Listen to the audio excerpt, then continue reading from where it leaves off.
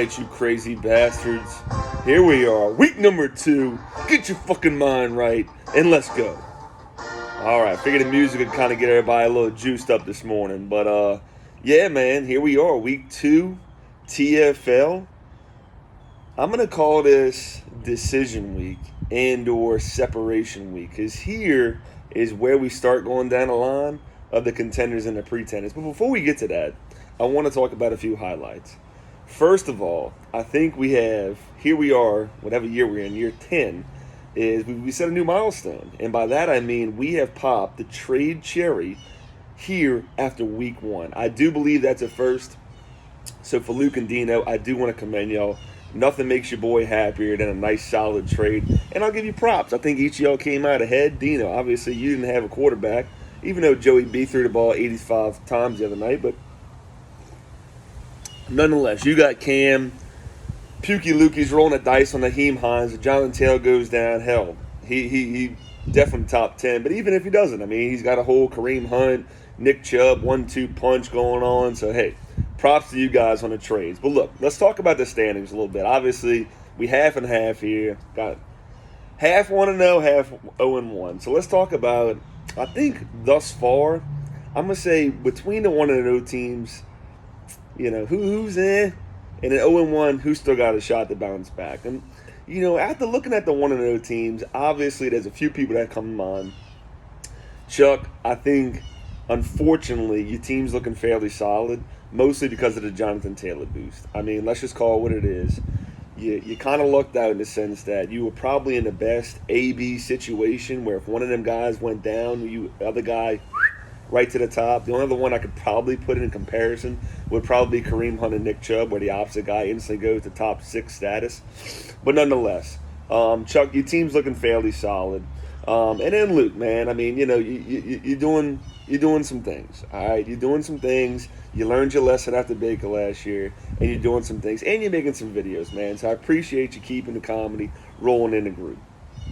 As far as the 0-1 teams, you know, I was trying to take a little browse through it. I mean, obviously, when I look at Dylan's squad, you know, my boy put up almost 150 points last week. You know, Josh Allen, hell, we'll see, man.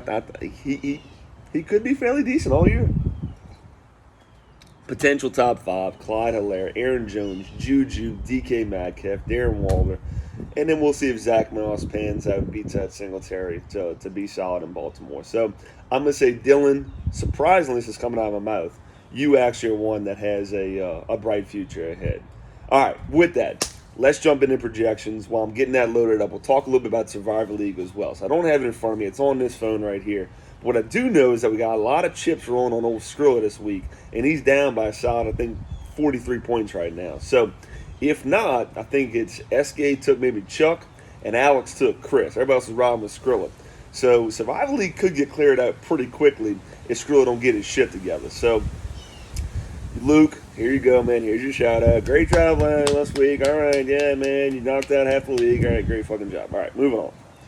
All right, with that, I'm going to talk about me and SK's matchup. Obviously, I like to start myself. I'm right there. So, come on, man. Get the hell off the screen. All right.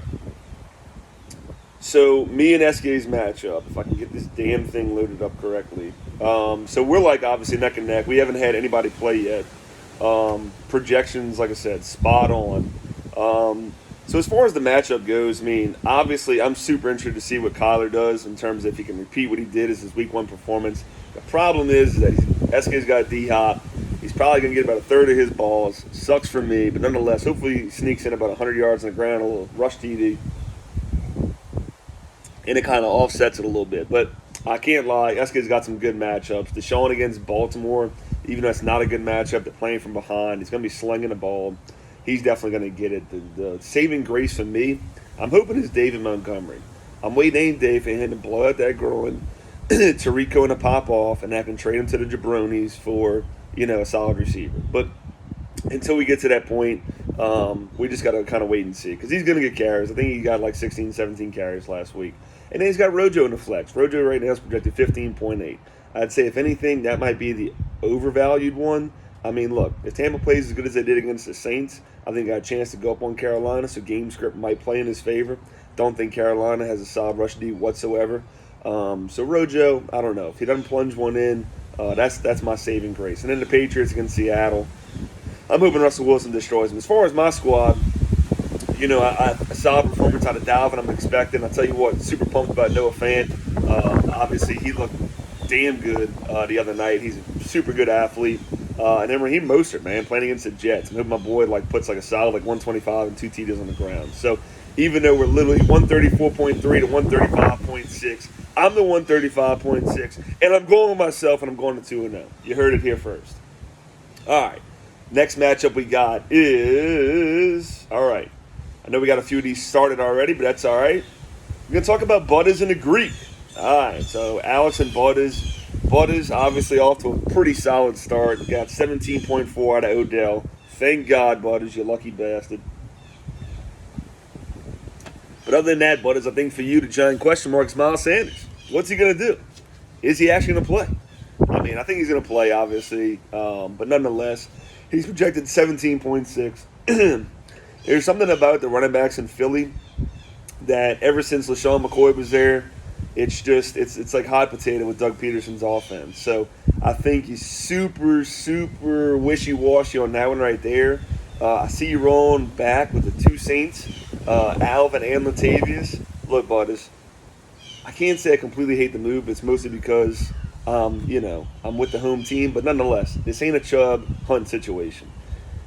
Sure, can Latavius get a lucky plunge? Sure. But nonetheless, if you're trying to ride with Latavius all year in your flex, Butters, I don't know. I don't think that's a good call. So, Butters right now, with getting you Odell points, that bumped you up to 128.5. I think the good thing for you is that you get the 49ers D against the Jets. I think they're going to sack Sam Darnold probably 17 times. So they're going to get you a lot of points. As far as Alex's team goes, obviously, look, so far he's the highest score in the league. I'm looking at his squad. I think the only, I'm going to call it two weaknesses, if you would, is still waiting to see on Antonio Gibson. I tell you what, SK, I was talking to him last night, did do a decent job of pickup. Hell, Peyton Barber rushed the ball 17 times. So this whole what's going on in Washington thing, we'll see. But, Antonio Gibson's solid. He's 6 foot 220. He is a monster. He has a chance to be a 3-down back. Obviously, he's a good receiver back. So we'll see. He's only projected 9.9. I think that's pretty accurate. Other than that, Jared Cook's going to have a good game. Mike Thomas is out. So he's projected 9. I think he gets a touchdown. So that's probably undervalued on him.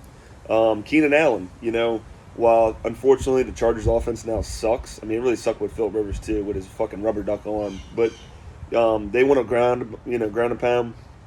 But they're playing Kansas City. They're gonna be down by 30 points, in the second quarter. So he probably is gonna get about 18 targets, and he'll get his points. So the gamble for you, Alex, is Darius Slayton. So obviously, much better than my boy Sterling Shepard, as if there was any question about that. But nonetheless, he's their deep ball guy. He got the most targets, I do believe.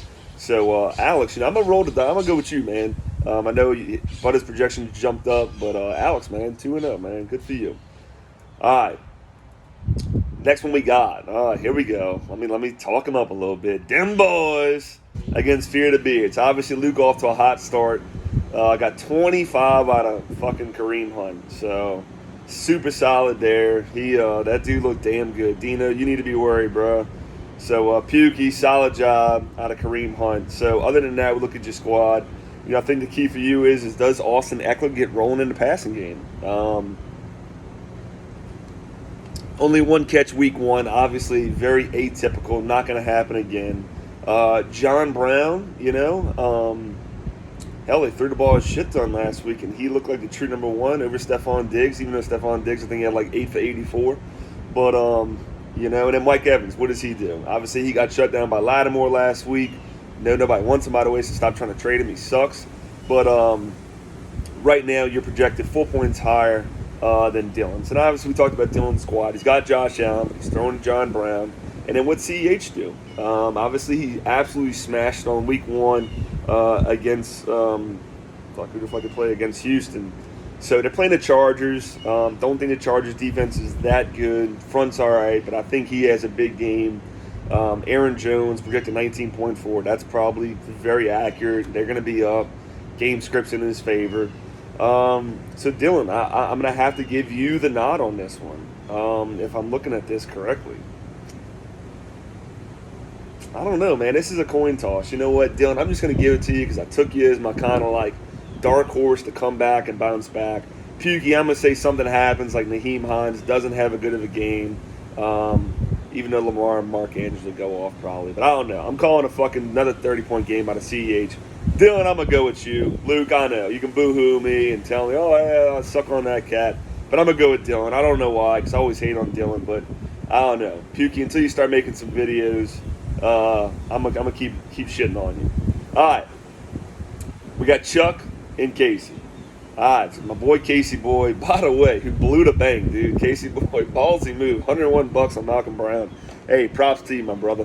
And then 49 on AP. I mean, I don't even know if he's worth fucking a shiny nickel at this point, but hey, he had another 16 carries, something like that, so why the fuck not? So, I ain't going to dig too far into this. To say I'm rolling with Chuck on this one. Obviously, as a state of the obvious, Jonathan Taylor in line for a huge game. Minnesota's fucking defense looks atrocious. I don't know if that was just a week one fluke or what, but he's the guy. He's going to get 20 carries. Calvin Ridley, damn near Julio 1.0, 2.0 should I say. Jonnu Smith replaced for George Kittle. I mean, obviously it's a small setback there, but I don't think a huge loss. And then Michael Gallup. Fortunately for having Amari, I was super worried about the Rams game, but after watching it, I'm not as concerned for Cooper, but I am for Gallup. Even though they still got a lot of he got some targets and some down the field work. CeeDee Lamb is diminished his work, and I think Amari is hopefully still going to get his. So a little worried there, Chuck, but nonetheless, I'm going to take you. Casey obviously picked up Malcolm Brown. He's sticking him in the flex. I think that the wild card for you, Casey, is the two running backs, right? So between Chris Carson and Mark Ingram. Ingram didn't run the ball a ton last week. Obviously, they had a huge lead because the fucking Browns suck. But nonetheless, J.K. Dobbins got some work. So what's Ingram do? Does he get rolling and get his standard little 80 yards and a touch? To be seen. And then Chris Carson, I know he had 2 touchdowns last week. I know he had over 20 points. Nonetheless, Carlos Hyde chipped into that work. So, Casey, for you to have a chance, you definitely need a Patty 50-pointer this week, which you can certainly get. You can get that every week. But Chuck, I'm gonna roll with you and Casey. I'm gonna say, unfortunate, brother, you dropped to an 0-2 start.